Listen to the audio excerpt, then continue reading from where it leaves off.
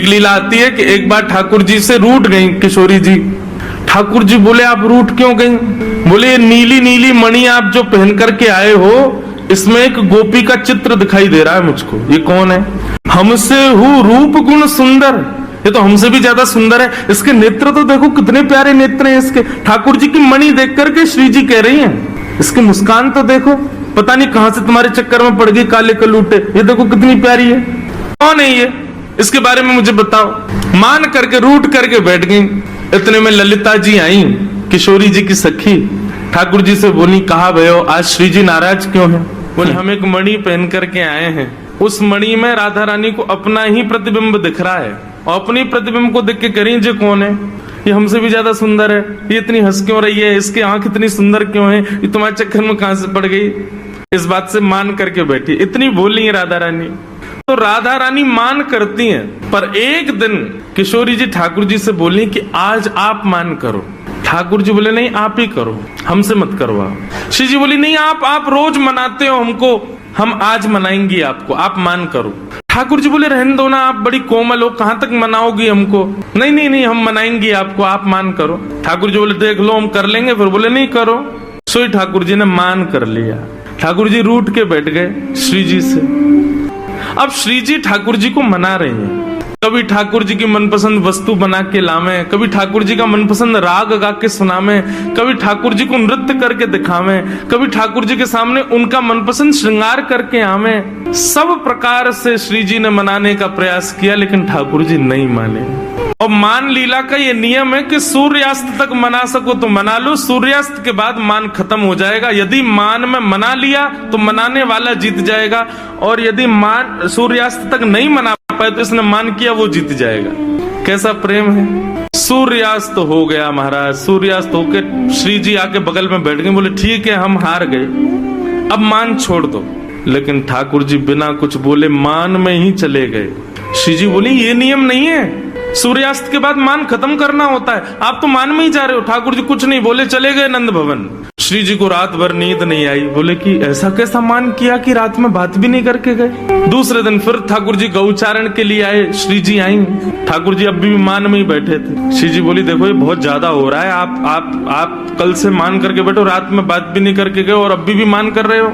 फिर श्री जी मनाने लगी, ठाकुर जी फिर नहीं माने, और रात में फिर बिना बात किए चले गए। 2 दिन हो गए, अब तो श्री जी से सहन नहीं हुआ, इतनी व्याकुल हो गई श्री जी। कल तीसरा दिन है, कल अंतिम प्रयास करूंगी, यदि नहीं माने तो मैं यमुना जी में जल समाधि ले लूंगी। और तीसरे दिन श्री जी मनाने लगी, ठाकुर जी फिर नहीं माने। सो श्री जी उठ करके यमुना जी के तट पर चली गई। जैसे ही श्री जी के नेत्रों का अश्रुबिंद आकर के यमुना जी के जल में एक बूंद गिरा, यमुना जी का संपूर्ण जल लाल पड़ गया। यमुना जी प्रकट हो गई। हे श्यामाजू, आपको किसने विरह दिया? इतनी वेदना आपके हृदय में हो रही है, अभी आपके अश्रुबिंद का ताप इतना था, इतना ताप तो हमारे भैया यमराज नहीं देते किसी को नरक में, जितना ताप में आप हो इस वक्त। आप बताइए तो सही, किसने दिया आपको ये? श्री जी थोड़े भाव में बोली, तुम्हारे श्याम सुंदर मान करके बैठे 3 दिन हो गए, रीझ ही नहीं रहे। यमुना जी बोली हाँ श्री जी को श्रम करा रहे हैं, रुको मैं बताऊं इन्हें। तो यमुना जी गई महाराज, और ठाकुर जी जैसी पीताम्बरी, ठाकुर जी जैसा श्रृंगार, ठाकुर जी जैसा मुकुट, ठाकुर जी जैसे बिल्कुल कानों में कुंडल, ठाकुर जी जैसे बिल्कुल डिट्टो कड़ूला, ठाकुर जी जैसी वंशी, ठाकुर जी जैसा श्रृंगार। और श्रृंगार करके जैसे ही यमुना जी आई, श्री जी देख कर अरे श्याम सुंदर आप मान गए? यमुना जी बोली हम श्याम सुंदर नहीं है, हम यमुना जी हैं। अरे आप तो बिल्कुल श्याम सुंदर जैसी लग रही हो, आपकी महक भी बिल्कुल श्याम सुंदर, बोली भी श्याम सुंदर, चाल ढाल सब श्याम सुंदर। बोले यार श्याम सुंदर ने अपने रूप पे, अपनी वाणी पे, अपने कटाक्ष नेत्रन से पूरी गोपीन को कष्ट दे रखो, या श्याम सुंदर को यही के रूप से कष्ट दूंगी मैं।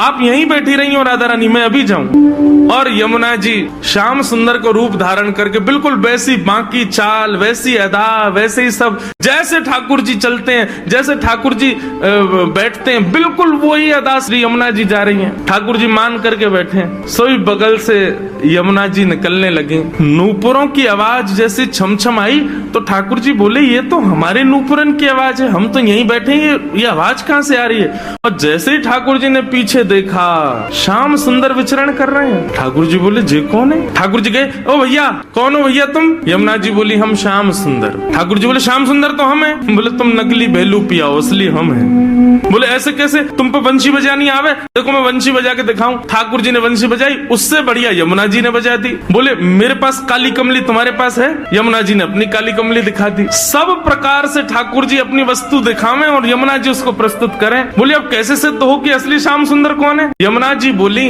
मैं एक टेर बजाऊंगो, यदि मेरी टेर सुन के राधा रानी बगल में आके खड़ी है गई तो समझो वही असली श्याम सुंदर। जाके बगल में किशोरी जी आके खड़ी हूँ। अब ठाकुर जी बोले हम तो मान करके बैठे, हमारे बगल में तो आएंगी नहीं, वो इन्हीं के बगल में आएंगी। जैसे ही टेर बजाई श्री जी आने लगी, ठाकुर जी दौड़ करके गए श्री जी के चरणों में। आप मैं असली श्याम सुंदर, मेरे बगल में, मैं कभी मान नहीं करूंगा, आज के बाद आप मेरे बगल में बैठ जाओ, एक बार सिद्ध कर दो। श्री जी बोली कौन कौन कहां से आ जाते हैं नकली लोग, असली श्याम सुंदर तो वो है। श्री जी गई और श्री यमुना जी के बगल में जाके खड़ी हो गई। अब तो सब गोपियां उन्हीं के चंवर डुरावे, उन्हीं पे इत्र छिड़कावे, उन्हीं पे गुलाब जल अर्पित करें, सिंहासन पे उन्हीं को बैठावे, उन्हीं को भोग लगावे और दूर करे श्याम सुंदर रो में। बोले मैं हूँ असली श्याम सुंदर, जे कहां से नकली आ गए है। जैसे श्याम सुंदर रुदन करने लगे, श्री जी बोली अब ठीक है, अब मान खत्म हो गया है, अब आप बुला लो। तब यमुना जी गई और श्याम सुंदर को जाके हृदय से लगायो। बोले श्याम सुंदर आप ही हो असली श्याम सुंदर, हम तो श्री यमुना जी, हम तो यमुना महारानी है। बस आपसे एक ही प्रार्थना है, आज के बाद वचन दो हमारी श्यामा जी को कभी कष्ट नहीं दोगे।